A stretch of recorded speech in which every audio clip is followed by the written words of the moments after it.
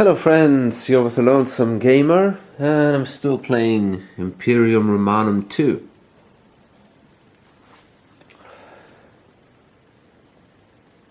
And, well, this is really getting kind of fatiguing. Magnentius, Vetranio, they are sitting here. And yeah, they're facing now a problem. I mean, Vetranio has a much bigger army.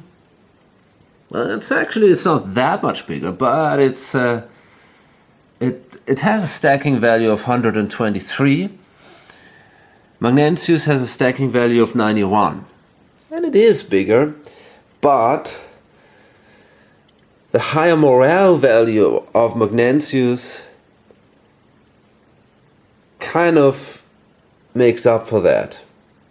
So we've seen a battle at the end of the last video where these two armies clashed, and hilariously nobody got wounded, or no significant number of participants got wounded. So, yeah, whatever. We've seen a similar thing happen here in the east between Constantius and the Persians, where also these two armies clashed, and no casualties.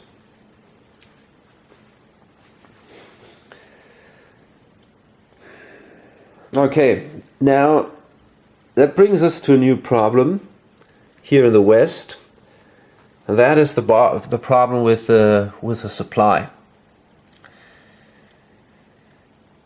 Both armies need a ton of supply. Magnentius' army has 91 stacking points, so they are probably gonna need 3 baggage trains. They're sitting here in a rough. So yeah, they definitely need 3. If they can make it here into the city, in the forest, they might do it with 2. These guys need actually 4 baggage trains. Or not baggage trains, but supply points. But on the other hand, they are sitting right now in a city in the forest, so they should be able to do it with 3.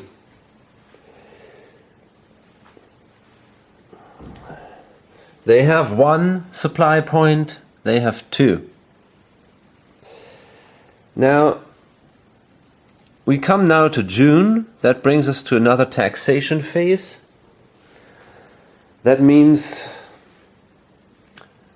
we can purchase new points, new supply points now. Problem is that Magnentius is not in a city, therefore, and he also doesn't have a leader nearby.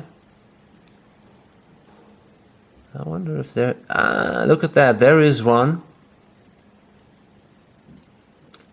Let's see. Yeah, that sits in Pannonia Superior. Okay, so he actually could hire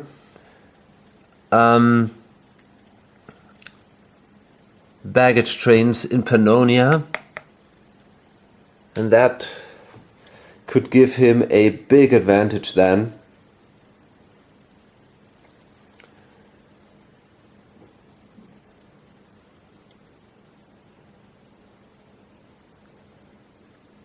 Yeah, because then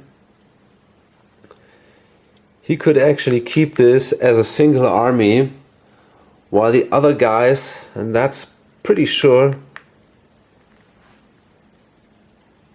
they will probably fall apart. But we have another problem. There is this limit. You cannot have there is a limit in how many baggage trains you can have. And that depends on how many leaders you have. He's got 1 leader, 2, 3. Now if he only has 3 leaders,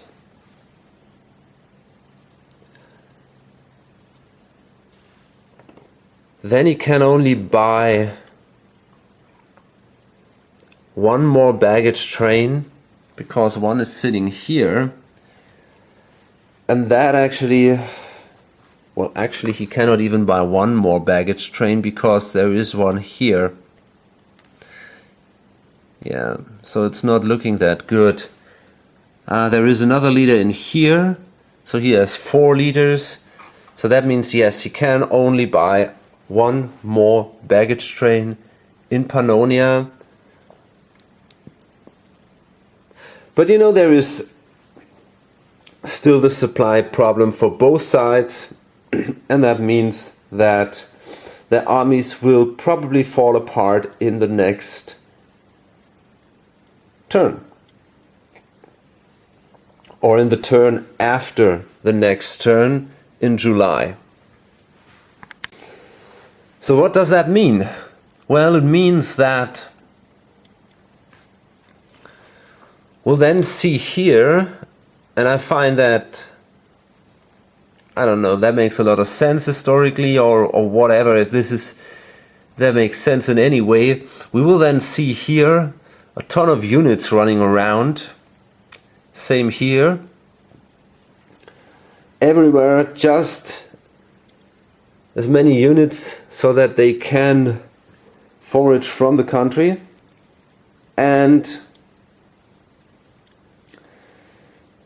then we will see probably these small battles going on between the 2 factions. And here's the thing.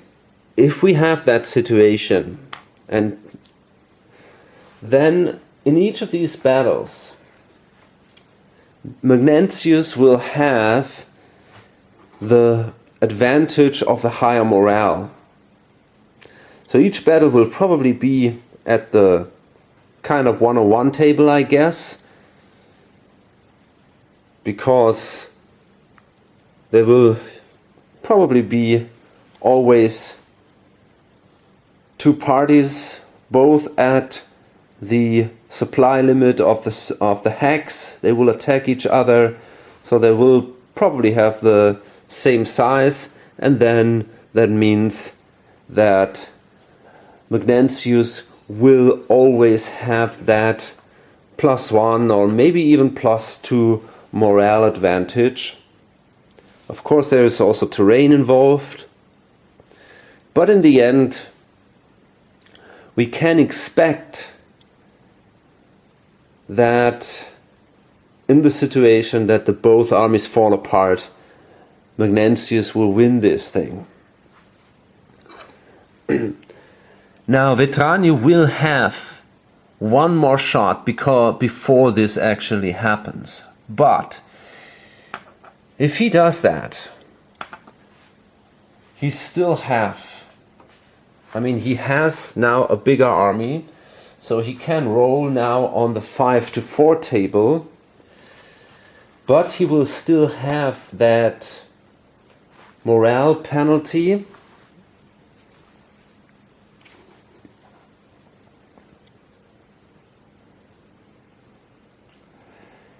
And, you know,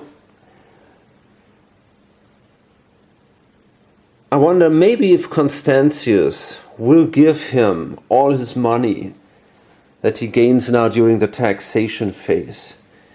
Maybe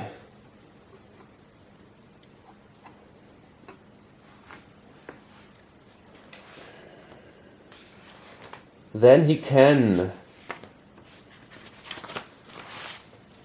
kind of even this out, but I don't think he can. Let's see. Magnentius would get 125 points. That would bring him to about 170. No, about 170. The others together will have, well, he will have 40 points.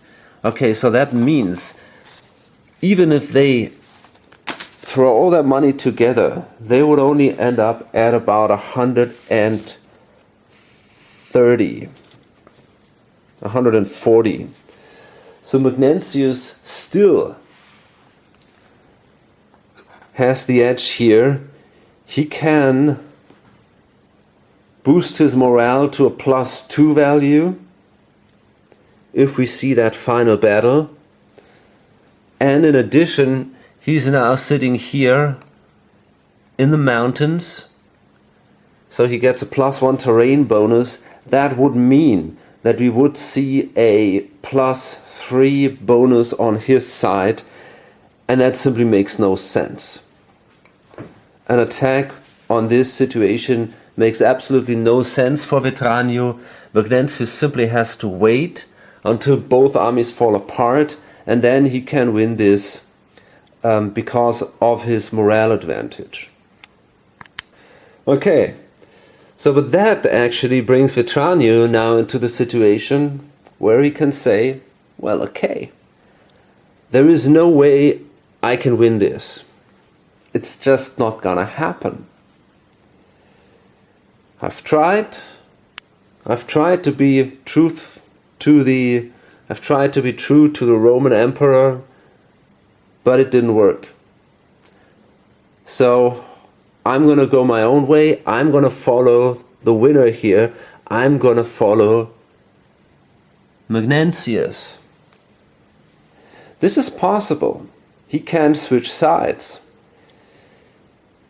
He had this alliance with Constantius, but he can simply call it off. And then the two together should be able to finish the troops of Constantius. And if that might already bring him down to 0 morale points, which would mean that Magnentius and Vetranio would win the game then.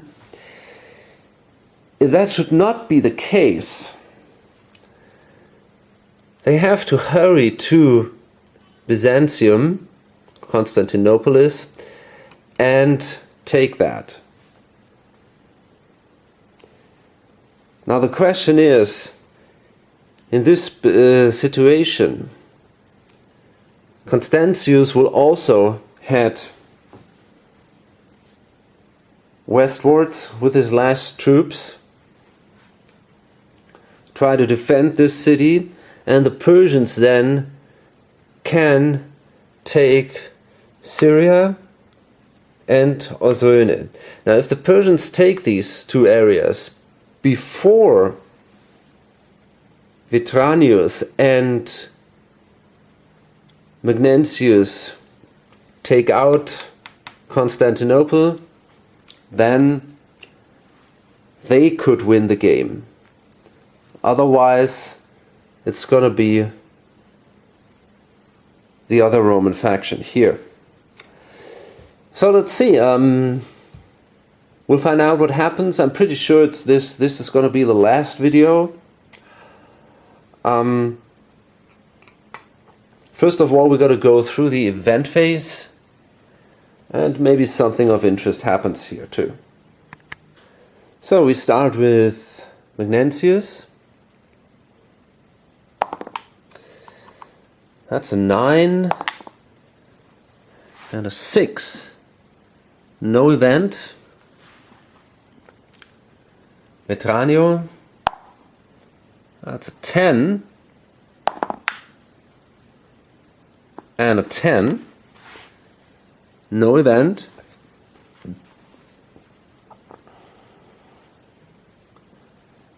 I should have done Constantius before, but doesn't matter. Constantius now at an 11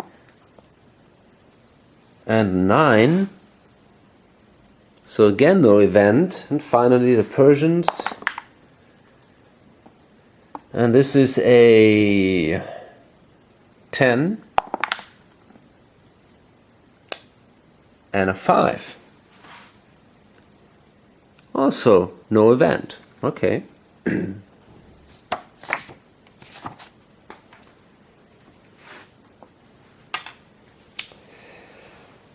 So,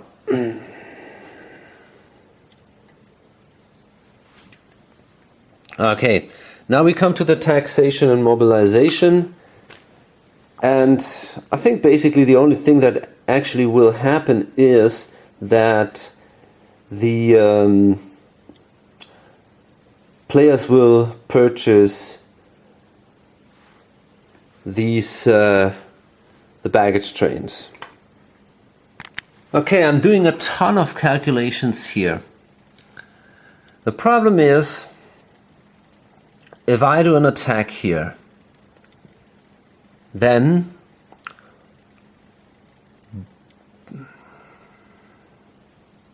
both factions have more light cavalry than I do. I don't have a lot of light cavalry. That means they both could simply retreat. Now the situation is kind of interesting. We have here this river.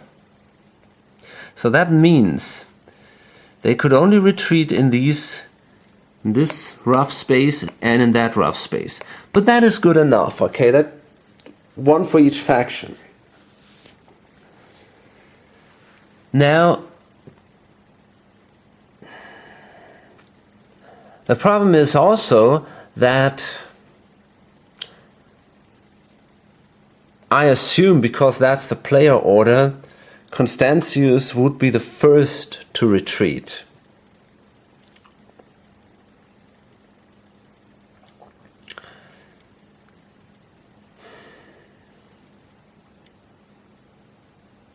So my thought was, hey, maybe I can simply leave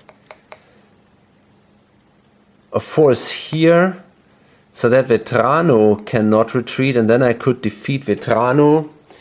That is possible, but in the end it's also Constantius I'm after. So my plan is now a little dangerous. I'm gonna move that baggage train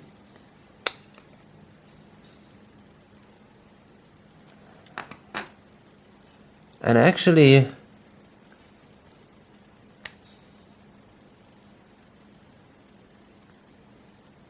they were see, that's not gonna work. They were together with this leader here. I'm afraid I can't even do it. I thought about leaving units here and here, but I need a baggage train then on both spaces, because to prevent another player from retreating into a space, you need about a fourth of the force of that player's army. Otherwise he can actually retreat into the space and attack the guys. Now the problem is I have only one baggage train with me here, so I can only block one of these spaces. I need another baggage train to move in here. Actually I need probably two baggage trains to move in here to have a big enough army to do an attack. And finally, now that would be possible, but I cannot get this last baggage train in one of these spaces, because if I do a force march I have to keep the leader with me. There is only one leader, so I could either do a force march in here or in there, not in both areas. And basically in here or in there, not in both areas, so that doesn't work. I'm afraid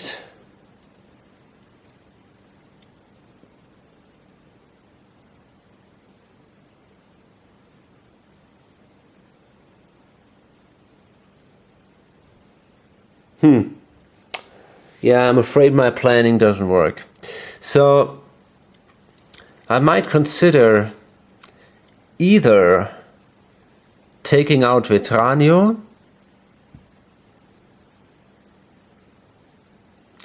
which is an option because that would give me these two baggage trains over there.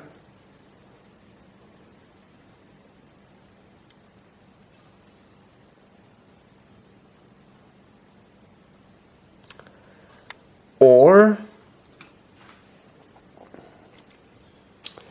making some kind of alliance with him and then hunting down these dissolved forces of Constantius. Hard to tell. Okay, after calculating all this through, I actually realized I was too optimistic here with this, and the forces of Vetranio are much bigger than I thought. We have 295 and I have only 60 here in the mountains. So that means Vetranio is actually allowed to retreat in here, and I think we'll see a battle then here.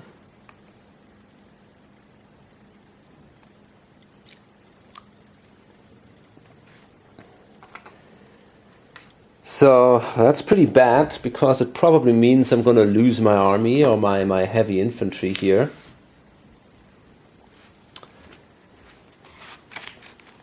Now let's see, Vetranio has, of course,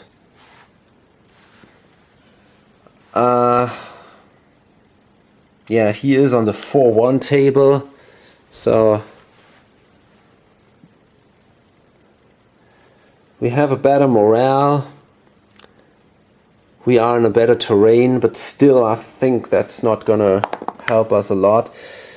So Vetranio has a bonus for having more missile and more cav. That adds 1. So 5 minus 2 is 3. So yeah, my whole army is eliminated. These 2 heavy infantry are gone. Vetranio captures also the baggage train. And yeah, shit. So you can see this retreating seems to be pretty simple actually, and it's very hard to really force someone to fight you, and I gotta be honest, this is something I don't like about the game at all. Okay, after after Constantius' move, the situation looks now more or less like this. And that's the point when I'm going to call it. It's ridiculous. This is, I don't know, I mean, you know, this is just broken. Sorry, I mean, you cannot play like this. It doesn't make any sense at all. All you do in this game is calculating all the time if the units are in supply, what the stacking number is, how far the units can move. This is a horrible experience. You meet each other, roll a die, often not even a single casualty. I don't know. I mean, maybe it was just the scenario, but that was just terrible. Retreating is so easy. You know, I mean, you need double as many light cavalry as the other guy has. That's a lot. And so it's really impossible to force the other player into a battle. At least if both armies are just about the same size, you know. We've seen that here with the Persians. We've seen that here now too. And I don't see a reason to continue this game, you know. I mean, that army is falling apart. The other armies will also fall apart, that's for sure. Then we have this completely unrealistic thing going on where basically, I don't know, whole Eastern Europe is filled with units. And everybody is fighting everyone in there.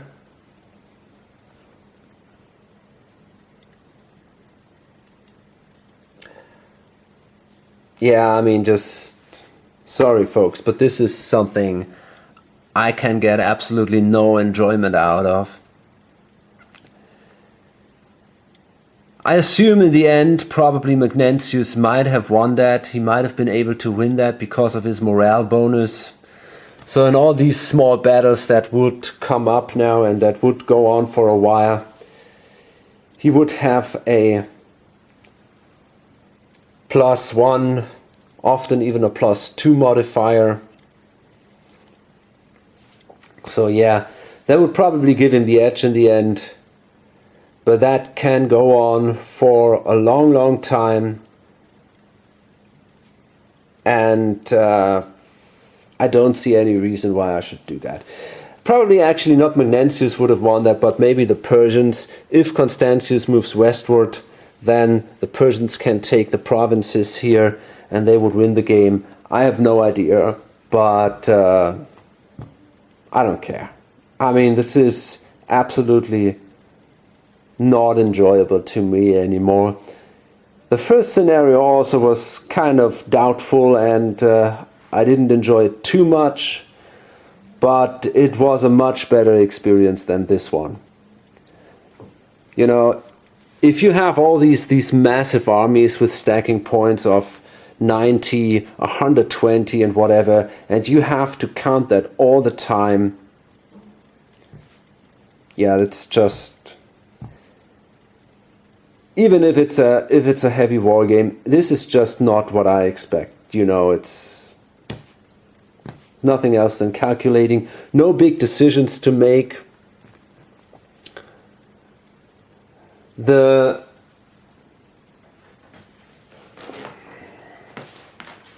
tables are extremely predictable.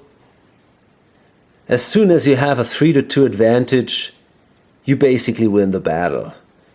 The only thing that, even with a morale, it's hard to change that, maybe a little bit. But, I mean, you can see here 3-2 advantage, only on a 1 or 2, nobody takes losses. So for the attacker, it's basically impossible to take any losses if he has that 3-2 advantage. Only if you then start subtracting points because of morale or maybe terrain, but nah. You can pretty clearly say at the beginning of the battle, you can clearly see how your odds are, and there will be not too many surprises. So I'm not sure why that is such a classic. Maybe the time that came out, there were not too many alternatives. I can see that.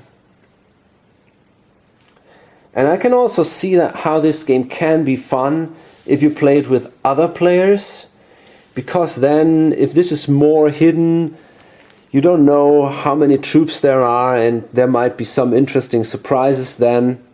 If you attack and, wow, they are much stronger than I think, or you're afraid of an army which is much smaller than you actually think, this is something you cannot really feel in a solo game.